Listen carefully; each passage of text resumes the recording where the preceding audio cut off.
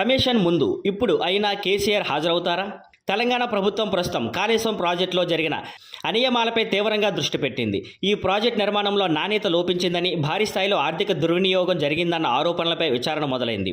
ఇవి మాజీ CM K Chandrashekar Rao పాలన సమయంలో జరిగినట్టు ఆరోపణలు ఉన్నాయి. ఈ కేసును దర్యాప్తు చేయడానికి ప్రభుత్వం మాజీ సుప్రీంకోర్టు జడ్జి పిసి ఘోష్ ఆధ్వర్యంలో ఒక కమిషన్ ఏర్పాటు చేసింది. ఆ కమిషన్ ఇప్పుడు నిర్మాణ నాణ్యత ఖర్చుల లెక్కలపై సుదీర్ఘంగా పరిశీలన చేస్తోంది. ఈ క్రమంలో కమిషన్ కేసీఆర్కు నోటీసులు పంపింది. జూన్ 5న హాజరు కావాలని కోరింది.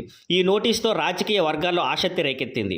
కేసీఆర్ నిజంగా హాజరవుతారా లేదా అనేది ఇప్పుడు హాట్ టాపిక్. ఇతర బీఆర్ఎస్ కీలక నేతలు కూడా నోటీసులు వెళ్లాయి. ఇరిగేషన్ మంత్రిగా ఉన్న హరీష్ రావు, ఆర్థిక మంత్రిగా ఉన్న ఈటెల రాజేందర్. నోటీసులు వచ్చిన తర్వాత హరీష్ రావు ఎర్రవల్లి ఫామ్ హౌస్లోని కేసీఆర్ని కలిసి తాజా పరిణామాలపై చర్చించినట్లు సమాచారం.